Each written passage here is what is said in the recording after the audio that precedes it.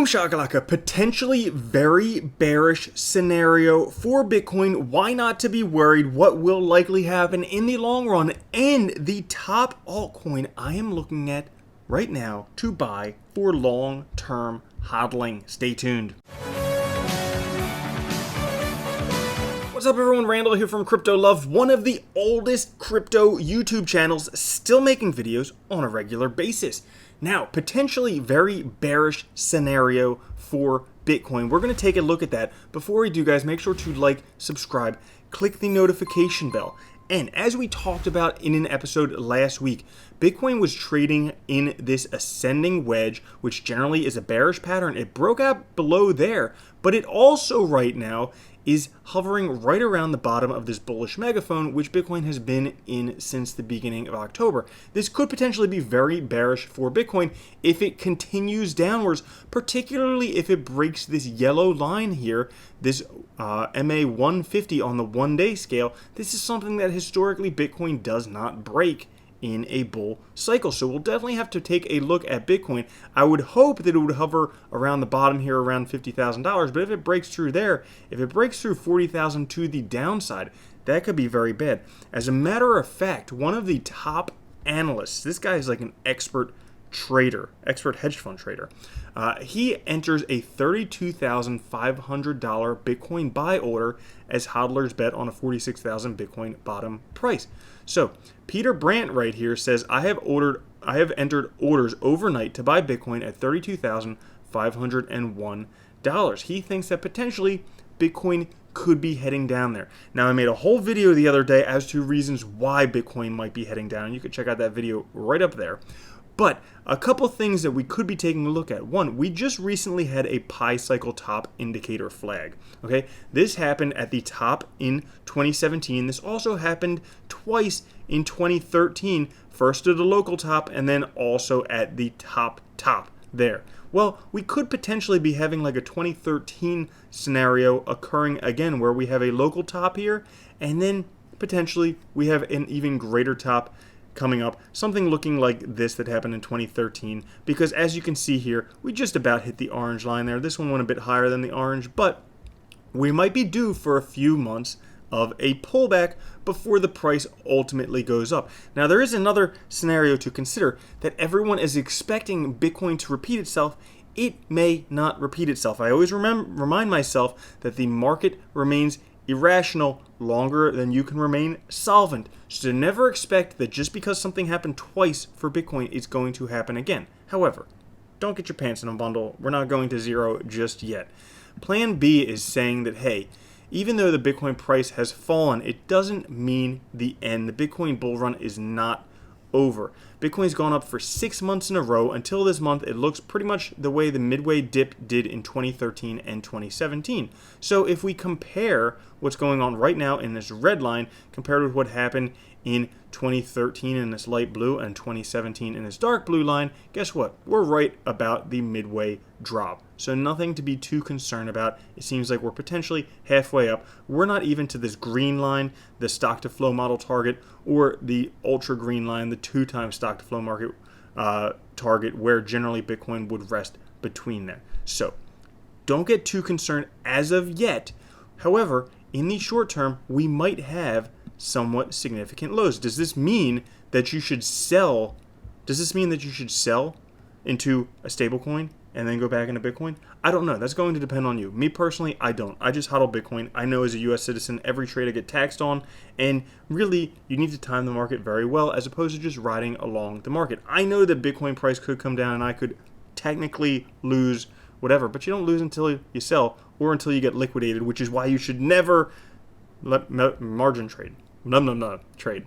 Now, this is pretty interesting. So TradingView talking about the buy opportunity of the 1 week, 1 day MA 150, the 1 week RSI and the 1 day MA 150. So he's talking about this yellow line here, which I put in this chart here because it's much easier to see the yellow line, the MA 150 right there. We are pretty close approaching it. You can't see it too much here, but it's already been support a couple times in this bull run, and the last bull run 2017, we had support. Now, he's also taking a look at the 1 week RSI. Now, generally, when we had those support, guess what? There was this little green line down here where it was also support for the RSI, and then we had resistance for the RSI. Well, so far this cycle, we had support for the RSI, we had a little higher resistance, and then potentially we should be finding support. If it doesn't find support there, that might be concerning, but it seems likely that we would find support there. And just so you guys know, for numbers, we're looking at about $40,000 to $42,000 support for that MA 150. Now here is why many bulls aren't buying the Bitcoin price dip to $50,000. I mean, why the heck not? Well, data shows that pro traders are not buying the current Bitcoin dip as tomorrow's $1.55 billion options expiry looms. There's actually this amazing chart here by DJR0726 on TradingView where he takes a look at the relationship between the Bitcoin price and the options expiration dates. If we take a look, these blue lines are the options expiration dates, generally towards the end of each month. And as we can see, after this one, there's a rise of 86% to about the middle of the month, and then a drop of 31%. And then we have a rise of 102% and a drop of 26% to the options expiration date. And then we have a rise of 43% and a drop of 18% right around the options expiration date. And then we have a rise of 29%, fall of 27%, options expiration date. So on average, we could potentially expect a rise of 65%, putting us at around an $80,000 Bitcoin by the middle of May, and then a fall to the options expiration date of about 57,000 or 58,000 by the end of May. Potentially, this could correlate because generally April and May are good months for Bitcoin. April so far hasn't done that, but that doesn't mean that's the end. So what do I think is going to happen in the long term? I am actually somewhat supportive of this two-top cycle like we saw in 2013. I think this is potentially likely because we did have a pi cycle top flag so far. Every time that the pi cycle has flagged, there has been a top. I know there's only 3 times so far, but that means that there's an 80% chance that this one will flag. So if that happens, well, what'll happen? Potentially we could come back down, even all the way to where Peter Brand is talking about, that $32,500 area, before taking off again in a dramatically parabolic fashion, like we see here. Look at how sharp that one went up, and potentially towards the end of the year, that's historically when we have pumps. October, November, December, generally good months for Bitcoin. Potentially we could see that going into the end of the year. So what would this actually look like? This would look like something like this. We have the price come down and then come back up. So if you're not okay with that ride, then maybe you might want to put your money in some stable coins until we start to see a bottom come. However, I will say we may have the price heading back up pretty quickly because of this relation of Bitcoin price and option expiration dates, as you can see there. So me personally, I'm just hodling, but I've hodled through 90% losses before. It doesn't scare me. I hodled all the way through the last bull market. Doesn't scare me. Now, the one altcoin that I am considering taking in a position for long-term hodling. Generally, I don't hodl altcoins for long-term because most of them can't outperform Bitcoin, but I think this one may have the potential to do that. What is that? Thorchain. Okay, the ticker is Rune. This is the Rune Bitcoin comparative. As you can see here, right now it's all the way down to the 61.8 fib from its highs. Right now at around 21,580 sats, sitting right there. Now, why this one? Well, for those of you guys who don't know about Thorchain, an immutable cross-chain DEX. Guys, everybody is getting a massive boner for DEXs right now. We have Uniswap, we have PancakeSwap, we have every other swap on the face of the planet.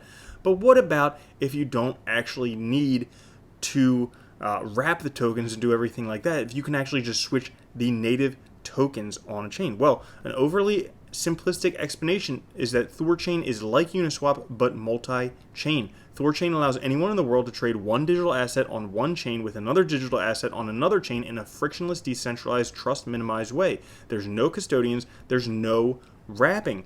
Thorchain also allows anyone to earn yield on their digital assets, and this too is provided in a frictionless, decentralized, trust-minimized way. So just yesterday, the world's first, Eric Voorhees, he's been around for a long time with Shapeshift. He's one of the Bitcoin OGs. Decentralized trade of Bitcoin native unwrapped to Tether ERC20 on a mobile app, the world's largest crypto market, BTC USDT, not a single intermediary custodian of any kind involved. The engineers have just pushed live. You can see it right here. I'm actually going to try it out myself because that's the best way to find out how things work. Actually try them out for yourself, because this could potentially be huge. This could potentially overtake Uniswap. If we have native assets on their blockchains natively swapped on Thorchain, that would likely make Thorchain much larger than Uniswap. And just to give you an idea right now, Uniswap is number 9 on CoinMarketCap, about a $16 billion market cap. Rune, Thorchain, is about 47th, about a $2 billion market cap. Well, guess what? That means potentially could go up 8x to just compete with where Uniswap is right now. And this is something that could potentially do a better job than Uniswap, natively swapping tokens, not having to wrap them. So that's pretty exciting, something that I'm considering taking out of position. I'm definitely going to try out the Shapeshift app and see how well it works. So thank you guys for watching. I think that potentially I'm keeping a very sharp eye on Bitcoin because it looks kind of bearish, potentially even down to the 30-somethings, but I think in the long term, we'll still be very, very bullish. Thank you all for watching. Make sure to like, subscribe, click the notification bell, and I'll catch you later. Peace.